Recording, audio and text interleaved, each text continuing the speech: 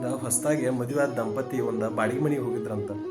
ಬಾಡಿಗೆ ಮನೆಗೆ ಹೋದಾಗ ಬಾಜು ಮನಿದ ಒಂದು ಅಲ್ಲೊಂದು ದಂಪತಿ ಇದ್ರಂತ. ಇವ್ರೇನು ಬಾಡಿಗೆ ಹೋಗಿದ್ರಲ್ಲ ಅದ್ರ ನೆಕ್ಸ್ಟ್ ಡೇ ನೋಡತ್ತಿದ್ರಂತ. ಒಳಗೆ ಕುಂತ ಚಾ ಕುಡ್ಕೊಂತ ನೋಡತ್ತಿರಂತ. ಬಾಜು ಮನಿದವರು ಅರ್ಬಿ ಹೋಗೋದ ಒಣಗಿ ಹಾಕಿದ್ರಂತ. ಒಣಗಿ ಹಾಕಿದಾಗ ಆಕಿ ಹೆಂಡ್ತಿ ನೋಡ್ಯಾಳಂತ.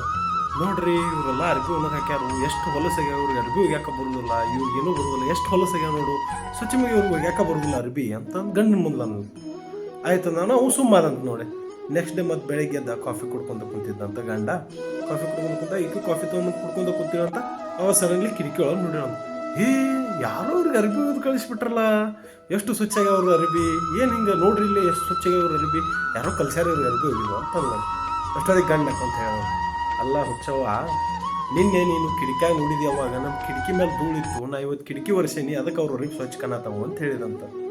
ಅಂದ್ರೆ ಇವ್ರ ಕಿಟಕಿ ಮೇಲೆ ಧೂಳಿತ್ತು, ಆ್ಯಕ್ಚುಲಿ ಅರಿಬಿ ಹೊಲಸ್ಕೊಳತ್ತಿದ್ವಿ. ಆದ್ರೆ ತಪ್ಪೇ ಅಲ್ಲೈತಿ, ಇವ್ರ ಕಿಟಕಿದೈತಿ, ಅವ್ರು ಹಾಕಿದ ಅರ್ಬಿ ಮೇಲಲ್ಲ. ಅಂದ್ರೆ ಲೈಫ್ನ ನಾವು ಹಂಗೆ ನಮ್ಮ ಮನಸ್ಸಿನಾಗ ಯಾವಾಗ ನಾವು ಕೆಟ್ಟದನ್ನ ಇಟ್ಕೊಂಡು ಇನ್ನೊಂದು ನೋಡ್ತಲ್ಲ, ಅದು ಯಾವತ್ತೂ ಕೆಟ್ಟದಾಗ ಕಾಣ್ತದೆ.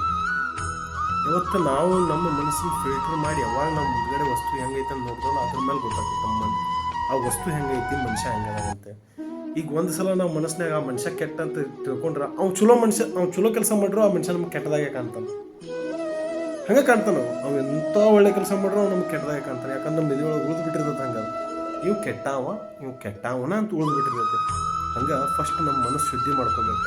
ಮನಸ್ಸು ಶುದ್ಧಿ ಆದಾಗ ಮುಂದಿರೋ ವಿಷನ್ನ ಕ್ಲಿಯರಾಗಿ ಕಾಣ್ತದೆ.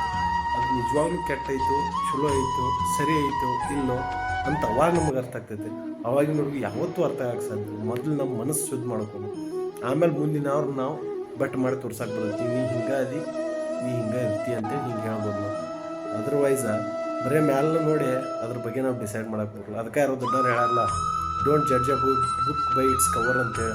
ಕರೆ ಆಯ್ತದೆ. ಯಾವತ್ತೂ ಬುಕ್ಕಿನ ಮೇಲೆ ಕವರ್ ನೋಡಿ ಆ ಬುಕ್ ಹೆಂಗೈತಿ ಅಂತ ಡಿಸೈಡ್ ಮಾಡೋಕ್ಕಾಗೋದು, ಓದಿದ ಮೇಲೆ ಗೊತ್ತಾಕತ್ತೆ. ಸೊ ಹಂಗೆ ನೀವು ಒಬ್ಬ ಮನುಷ್ಯ ನೋಡಿ ಇವು ಹಿಂಗೆ ಅದಾನಂತ ಯಾವತ್ತೂ ಡಿಸೈಡ್ ಮಾಡೋದು. ಮೊದಲು ನಿಮ್ಮ ಮನಸ್ಸು ಶುದ್ಧಿ ಮಾಡ್ಕೊರಿ, ನಿಮ್ಮ ಮನಸ್ಸು ಕೇಳ್ಕೊರಿ, ಅವಾಗ ಅರ್ಥ ಆಗ್ತೈತೆ ನಿಮಗೆ. Thank you. ಜೈ ಶ್ರೀ